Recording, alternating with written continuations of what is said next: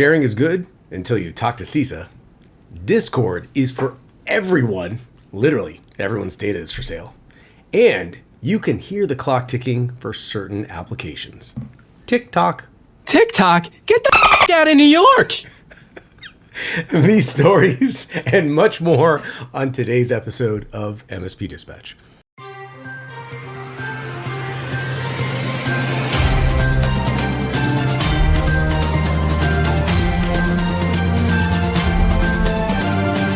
This episode is presented by OIT VoIP. Enhance your client's communication abilities with our VoIP solution, featuring integrated billing, on-demand training, and live US support.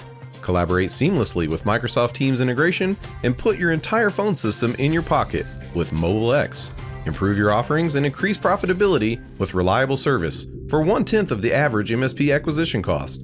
To learn more, visit oit.co or dial 844-CALL-OIT. Good morning and welcome to the August 18th episode of MSP Dispatch, your source for news, community events, and commentary in the MSP channel. I'm Tony Francisco, joined by my co-host today, Mr. Matthew Fox. Matt, how the heck are you doing? Last time I saw you was in Orlando at the MSP GeekCon. Talk to me. How the heck are you doing? How have you been? I'm doing great, Tony. First of all, it's good to see you. I haven't seen you in a while. And yes, the last time I think we talked, it was in person, which was a lot of fun. And I don't know if you remember this, but I walked up to you and I gave you a really big hug. And that was like the first time we actually were physically next to each other after months and months of joking around about judo and sparring and everything else.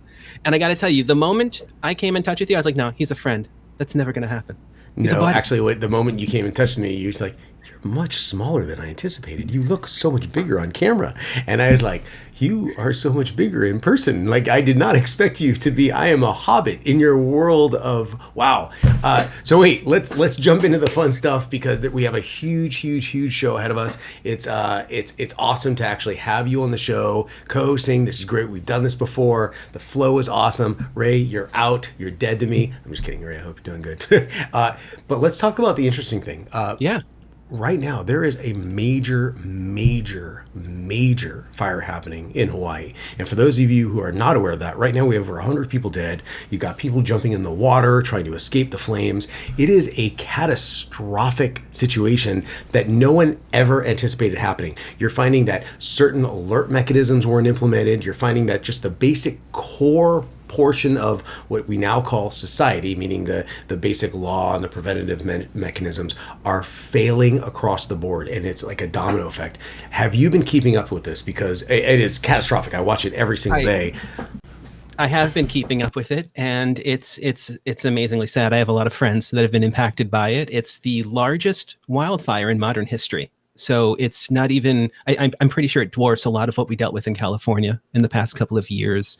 And it's been difficult to watch. I'm happy that I have been able to speak with multiple friends who were impacted and they're safe, but they need help. There are a lot of people out there that really need help. And, I think that as a community, the MSP community helps each other. Tony, if you were in need of something, I'd be here for you. If I needed something, I reached out to you. I know you're going to be there, right?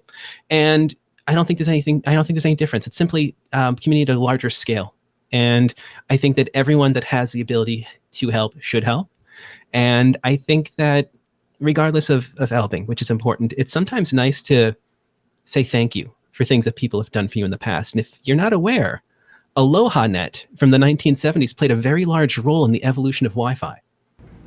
AlohaNet. I have not heard that for a long time. It went live in 1971. I believe it was the first packet radio service used for transmitting data in the United States. It connected 7 campuses, I think, across 4 islands of Hawaii. I did a paper on this years ago, and I've never forgotten that. That's a really significant contribution to society on the technological side.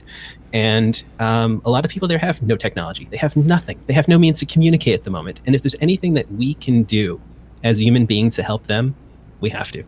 So with that, and we'll jump into the news in a moment, but I really want to emphasize we're going to have these in the show notes. We have the Hawaii links to the Hawaii Community Foundation, the Maui Food Bank, the Maui United Way, the Council for Native Hawaiian Advancement, American Red Cross. There's so many different ways that our particular community, the MSP, Managed Service Provider community, the MSSP, if you think you're going to escape because you threw that extra S in, no, you're still part of the community, and the TSP, the Technology Service Provider, you're all in there. Even the VARs, we're all in this together. So we'll have links in the show notes, and please donate what you can. These are our family. So with that, let's get into the news.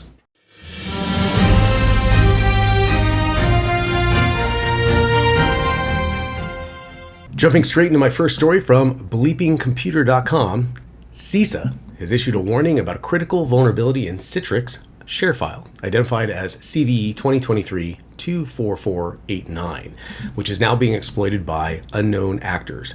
Citrix ShareFile, a secure cloud storage solution, has a feature called Storage Zones Controller, enabling users to host files on various platforms like Amazon S3, Windows Azure, etc.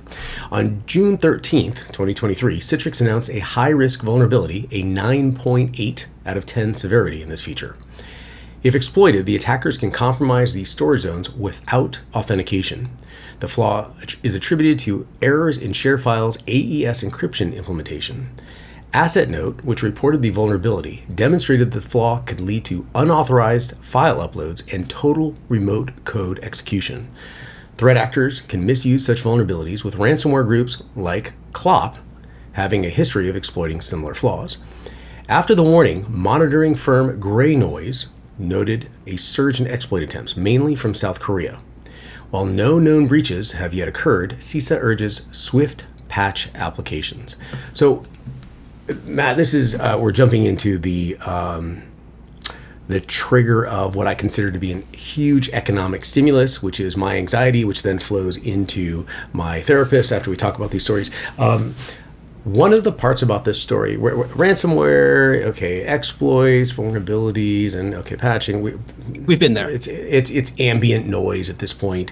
The part that really caught me is a majority of those that surge of attempts came from South Korea, not North Korea, South Korea. I did not see that one coming. What are your thoughts on this? Is this just another day in the, hey, patch this stuff or we're going to have problems? Is South Korea something that's been kind of creeping up, moving the needle so slow we haven't noticed? And that's the new place where everyone was so nice, but let's be distracted by North Korea, their neighbors. What are your thoughts on this whole issue? Well, I think that the location it's coming from is not as relevant as we may make it out to be. Crime takes place everywhere, on every continent. That's exactly what I wanted to hear. And Thank you. Now, we've got North Korea as a neighbor, so we're going to think, hey, it should be happening there, not here. South Korea has those cool corn dogs with the French fries fried on them, and that's it. But what really got to me is something that you said when you were covering that article just now. The flaw is attributed to errors in ShareFile's AES encryption implementation. Isn't that something that should be tested on a regular basis? I'm gonna tell you a very quick story from years ago. I think this was 2002, 2003, whatever it was. It's back when I got my MCSE. Okay, I was running Exchange 2003 for the first time, and I built, I think, what we called a geo cluster at the time. The folks at Neverfail, really cool company, helped me with this. I had a 2-node Exchange cluster, one in New York, one in a Santa Clara data center, and they shared a quorum disk. And it really made no sense, especially back then. And once it was done, I took the president of the nonprofit that I worked for, the National Foundation for Teaching Entrepreneurship, give them a little shout out there, they're a great organization. And I said, guys, check this out. I'm going to pull a hard drive out of this RAID array on this server. It's going to keep it from working. And in 30 seconds, email is going to be back up. And I'm so confident that I did that. Now, of course, I was 20 some odd years ago. I was a stupid kid. That probably wasn't the best thing to do. But the point is that I tested the solution in a way that somewhat simulated a real world scenario. Oh gosh, drives are dead. What's going to happen? Guess what? Failover. So why is it that a company that's using a form of encryption vulnerable or have a vulnerability due to a flaw in it? Is it not being tested? Is it not being tested on a regular basis? That seems like a critical item in the ability for this piece of software to function. So why isn't that being looked at? Why isn't it being maintained? I think you have a valid point. but you're also saying something that is unsaid in the story. Very specifically, you talked about the implementation of the AES encryption. So, if the code is good, but the implementation is not good, and that's what the exploit can be done. We're now talking about an entirely new way for the exploitations to, we'll call it manifest. Because at the end of the day, your code may be good, but if the team, the operational, the DevOps team is not doing the implementation the correct way, even the binding of the certs, and without getting into a technical tar pit for everyone here, if it's not assembled correctly, we have a problem. But these are things that I really want to emphasize from the MSP community to look at, because this is literally what our job is to make sure that everything is put together the right way and there's no leaks in the joints.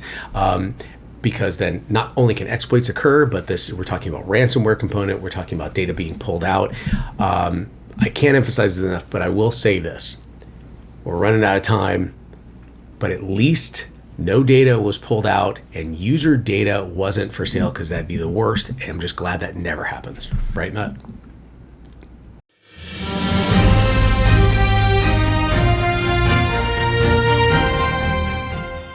The data of 760,000 Discord.io users was put up for sale on the Darknet by Alex Ivanovs for Stack Diary. An unidentified individual has listed the data of 760,000 Discord.io users for sale on a Darknet forum. Now, this discovery was brought to light by the Information Leaks Telegram channel associated with the Russian service for tracking vulnerabilities, data leaks, and monitoring fraudulent online resources. For clarity, Discord.io allows you to create custom personal Discord invites and is not affiliated with Discord. The offered database comprises details like email addresses, hashed passwords, and other user-specific data.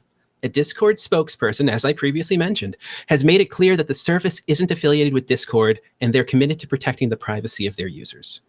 The Discord.io team has confirmed that the breach is real, and they provided a comprehensive account of the events that led to the breach, what data was compromised, and the actions they've taken. You can review this information by clicking the link below in our show notes. Now, Tony, we segued by you saying that at least the data hadn't been sold. That's great, because it happens every other day in a million other places, just like it did or could with Discord.io. Now, when you first heard about this story, what was your reaction to it? I know there was a lot of confusion. A lot of people thought that Discord.io was an extension of, or a part of Discord itself, and it turns out not to be. And honestly, I don't think that changes much. But tell me your thoughts. What are you thinking about this? I think there's a lot of issues across the board, because the sheer association with, for example, I would like to say that branching off, if you heard that TonyFrancisco.io just won that $1 billion jackpot, don't confuse that with me. But no one's going to hear the .io.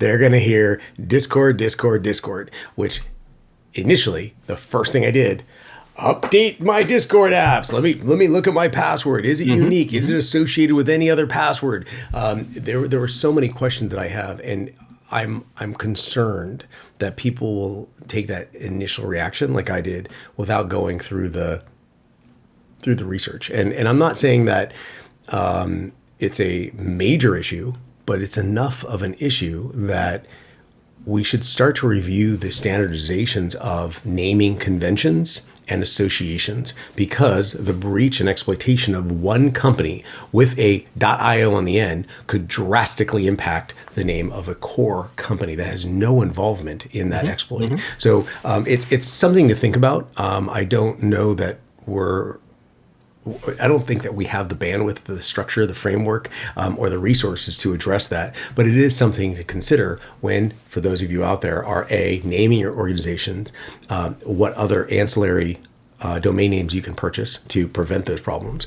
B, when you're naming your when you have an organization right now, maybe coming up with don't say policies. Maybe if there's an insurance policy, that could be according to revenue streams dropping, et cetera, that's affected by. Maybe there's some liability that's associated with companies that purchase like names. But these are things that everyone should research if they have any concern about this. And I think everyone should have some concern. That being said, Discord's good. I've got Discord. Do you have Discord? I mean, do you use? I do. You know, I do. really cool. Do we? We should probably we set have up a one Discord. of those. We have one of those, We right? don't have one. I think we do. I think we do. Is there a link? There's a link. Look at the link right there. Look at that. That's our production team. It just shows up just like that. So I use an app called Beeper. So I went to beeper.com. I'm promoting beeper.com right now, which is probably going to be exploited, and we're going to lose all of your data. Your user data is all going to be for sale. You're welcome. But I use Beeper. It is the modern day Trillion for any of those who remember. Trillion. So I keep all of my Discord connections in there. I keep my iOS iMessage in there. I keep my Facebook, my Instagram messaging in there, my LinkedIn messaging in there. I keep my Slack messaging in there. It does everything except Teams. When I message you on ICQ, that's what you're getting back to me at, right? Yeah. Right there. Okay. And it's on my phone. So, and it's awesome. I love it. But the point is that for those of you who do not use Discord, that's probably the route you're going to go because there's so many messaging applications out there. For those of you who do use Discord and you just went to discord.com, I believe it is, and you got your account there, you did not go to discord.io to get your customized invitation, don't worry about it. And now you should think about your naming convention for your organization that you work in and see how you can prevent this from happening because it could affect you, even though it doesn't really directly affect you. Is that a good? Yeah, I think that answered a lot of the questions I had. I think that the only thing that's outstanding there is that I think that in the future there needs to be more trademark-related law when it comes to the internet properties, as well as maybe penalties for squatting in ways that are inappropriate of other people's properties. I think that has to happen someday.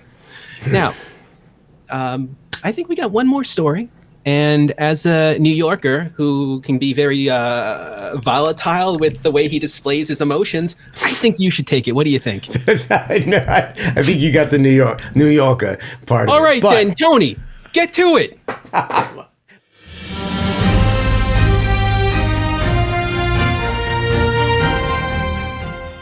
Jumping into my next story from TechCrunch.com.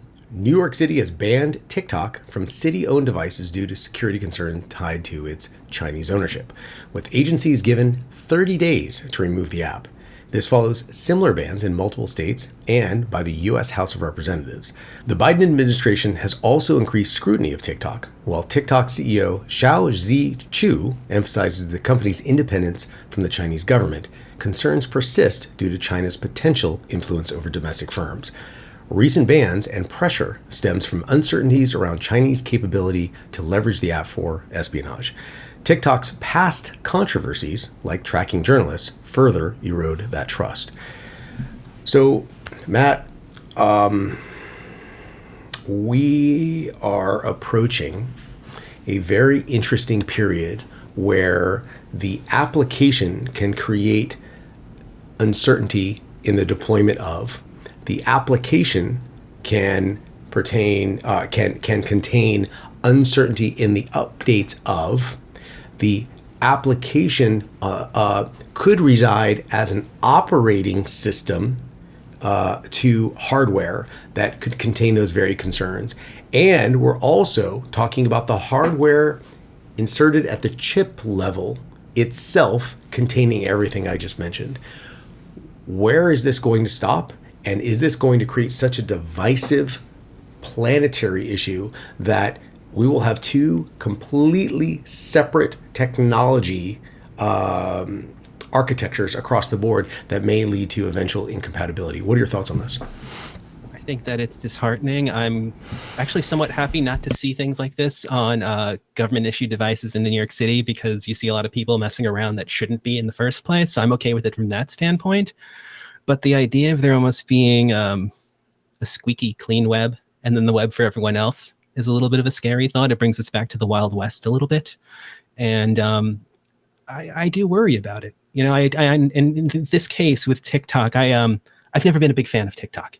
I understand that a lot of the work that I do involves media production and working on social networks and things, but personally, I'm not a user of TikTok for myself because I think that the content is often very vapid, very not really beneficial to most people. And when you're being paid a high salary in a government position to help the population of a population that's large as New York, I don't want to see you watching videos of silly dog tricks. It's as simple as that. I mean, yes, we can talk about the security the security implications. We can talk about everything that we would normally do on the show, but if my taxes are paying for what you're doing, I don't want one of those items to be TikTok, unless it's on a job description. It's not a job description. But you actually bring up an excellent point. You are literally in media. This is what you do. And you chose not to move forward with TikTok. On the personal side. On the business side, I have no problem working with it. But personally, and you're using that as the mechanism for that. But on the personal side, that says a lot. I've installed it once. I use it. I understood the background. I said, nope, I uninstalled it. And it's been years and years and years. And everybody asked me, Tony, why aren't you on TikTok? Mm-hmm, mm-hmm. I think I know a little bit too much. Now, let's take that a step back. And I'd like to point out to everyone, my hypocrisy has no bounds. I just want to point that out now, and I can hear people typing right now. Tony, don't you know about Facebook and Instagram? Again, my hypocrisy boundless, but there has to be a point. There is a point, and I think TikTok has crossed that point, or if it hasn't, there is no regulation once it does cross that point, and that's my biggest concern. So I would love to hear from the MSP community, how are you addressing TikTok for your customers? For your executive level, in a lot of the smaller MSPs, you're going to deal with customers at the smaller level that are directly doing their TikTok videos to promote their business. The smaller MSPs themselves are doing that, and these are the exact same individuals that have the access to their banking information, all of their social media. Right there, their entire company, their email, their the authentication into potential diagrams, architectures at customer level components, which is secure. How are you addressing this? Because if we look at this from a big picture perspective, this is a very, very, very, very bad scenario, and we can all see and smell the smoke. So I don't know that there's fire, but we have enough smoke now to where we know that there is smoke. I would love to hear from the MSP community how you're addressing that. I believe we pointed out there was we have a Discord. We have a Discord. There may be a link somewhere right over here about the Discord link that will actually, you can put in there, this is how I address TikTok for my customers. Share it. Cross-pollinate. This is what this is about. Share the ideas, improve your approaches, improve the services and benefits brought to your customers in the process. They're small businesses. You're helping everybody. Exactly. You know what we should do? After I point out that my hypocrisy has no bounds and that you can actually see me on our TikTok at the MSP Media Network, which again, no bounds, no bounds, no bounds. But from a personal level, I choose not to use it. From a business perspective, what we should do is get into some notable mentions, right, Matt? Yes. And you know what? As the New Yorker here, I'm going to go first. You do that. Yeah.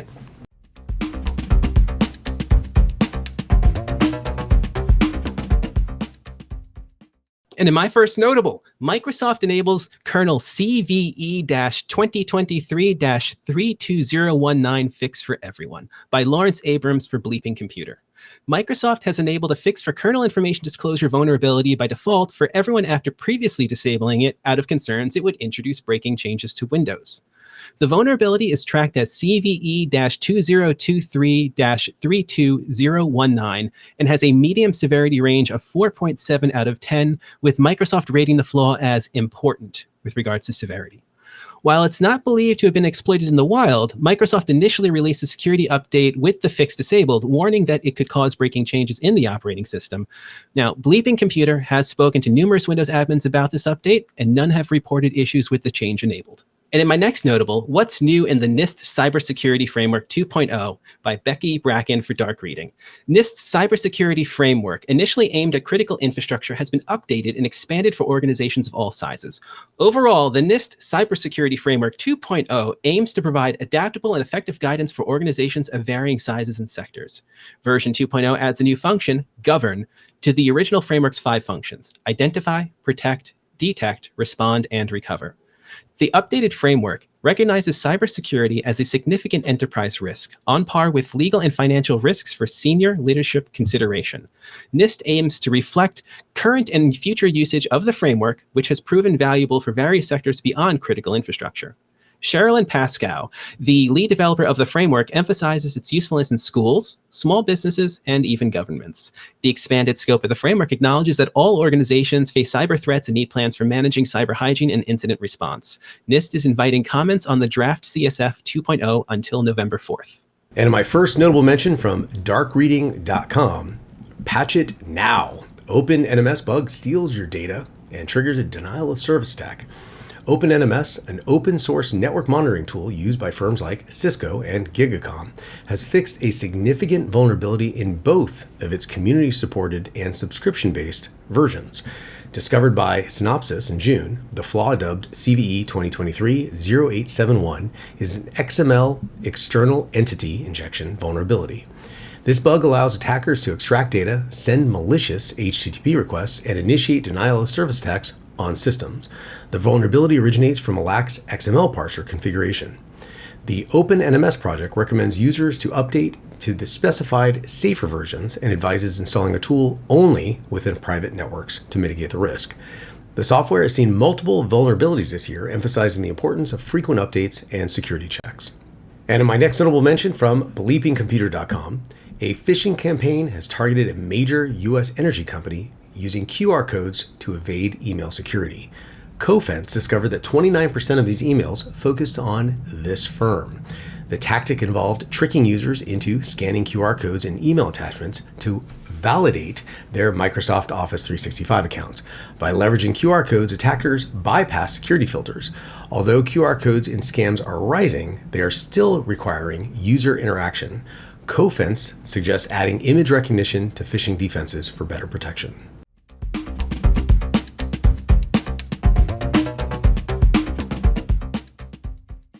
What up, y'all? Phil Buck here for today's AI Roundup from CNBC.com by Zhili Malinsky. 4 in-demand freelance AI jobs, and one pays up to $100 an hour.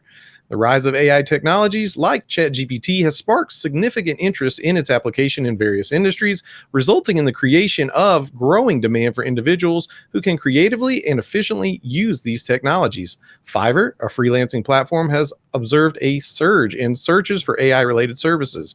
Some notable AI gigs and their pricing on Fiverr include AI consultant, professionals who guide companies in AI implementation. Searches rose by over 650% between January to July 2023, and fees can reach up to $1,000 for 10 hours. Also, AI video editor. Hey, hold on. I don't like that one. Anyway, they enhance videos using AI, with searches increasing more than 625% in the same period. Some charge up to $1,120 per project. A couple others include AI prompt engineer and AI content editor. Are you looking for work in the AI field as a freelancer? If so, sound off in the MMM Discord. I would love to hear where you're making that sweet, sweet AI cash. Anyway, now let's check out some community events. There are plenty of amazing upcoming events taking place across the community, so let's see what's happening this week. On Tuesday, August 22nd, an in-person event, Kaseya and Datto Connect Local in Kansas City, Missouri. Also starting on Tuesday the 22nd through the 25th, another in-person event, Vision 23 in Frisco, Texas. And on Wednesday, August 23rd at 11 a.m. Eastern Time, Acronis Academy Cloud Tech Recertification Series. And on August 24th at 12 p.m. Eastern Time, PitchIT's Battle Royale Day 1. Also on August 25th through the 26th, an in-person event, BigBIG in Hollywood, Florida. And coming from the MSP Media Network this week, we have on Sunday, August 20th at 7 p.m. Eastern Time, MSP Community Live Episode 7. And then on Tuesday at 7 p.m. Eastern Time, Wins and Losses is back for Episode 6. On August 23rd at 10 a.m., a new episode of AI Roundup. On August 24th at 6:30 p.m. Eastern Time, the Tech Bar returns with special guest Kelvin Teglar of Cyberdrain. And our newest show on Friday at 12 p.m. Eastern Time, Bits and Books Episode 1, featuring the book Getting Naked. And as always, on Tuesdays and Fridays at 10 a.m. Eastern Time, MSP Dispatch presented by the MSP Media Network.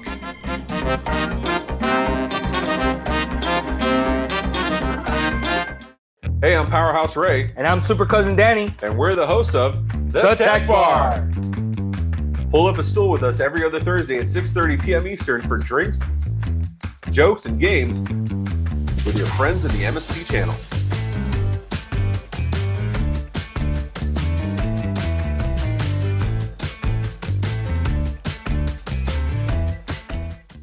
So how did you like today's show? If you like it, please hit that thumbs up button. If you didn't, go ahead and hit it twice. And if you want to hear more, go ahead and hit that subscribe button on your YouTube or favorite podcatcher. Did you know that we have a Discord where we post all these stories all week long? You can propose your own stories and even vote on which ones we cover. As Ray's friend, Rich Banky, says, make sure you tell a friend. Also be sure to follow us on social media at MSP Media TV.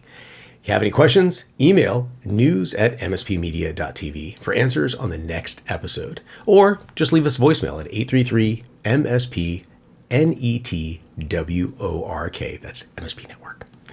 So, Matt, it has been awesome co-hosting the show with you today. We talked about Discord selling everyone's data, but it's not really Discord. We talked about sharing is amazing until you talk to people that are involved in security and use Citrix file share. We talked about TikTok and TikTok and from New York perspective, getting out of here. So many amazing topics. Tell me, what are your thoughts? Wrap this thing up. My thoughts are that today is Friday. It's the last day of the week. It's almost the weekend. And I'm the luckiest person in the world to spend 30 minutes with you and our awesome audience. That's what I think. How about that? How about them apples, huh? Yeah, in great New York terms.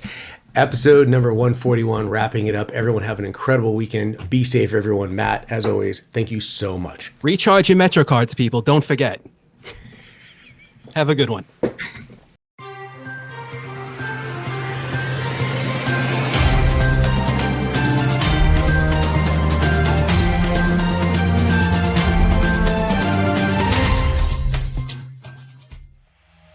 This has been a broadcast of the MSP Media Network.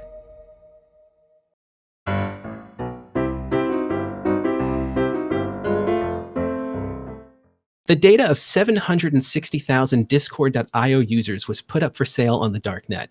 And this is written by Give me 1 second. I got to drink something. I'm having a terrible moment here today. Take a breath. This is just a warm up. Yeah, I know. It's just I'm used to performing. You know, I'm one of those people. I always run at 183%, and today's like 76. It was all that New York accent stuff Tony had me do. That's what it was. Watch this. I could do this whole thing as a New Yorker, and it would come out beautiful. But we can't do that today. All right. Overall, the NIST. Wow, that's hard. I need a Sierra NIST. The software has seen multiple. What up, y'all? Phil Buck here for today's AI Roundup from CNBC by Geely Malinsky for in-demand freelance AI. I say AI so much, I can't even say it anymore. All right, I'm going to get it this time. Do you want to close it up or me?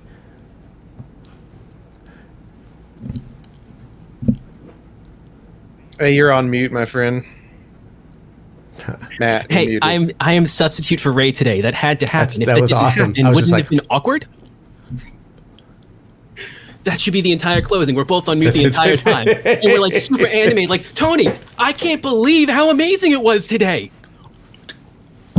And then Phil just comes in like Shaw Brothers and just does like the dub. Oh, I can't believe how amazing this was. Follow our Discord. That was really funny. Oh, that was really funny.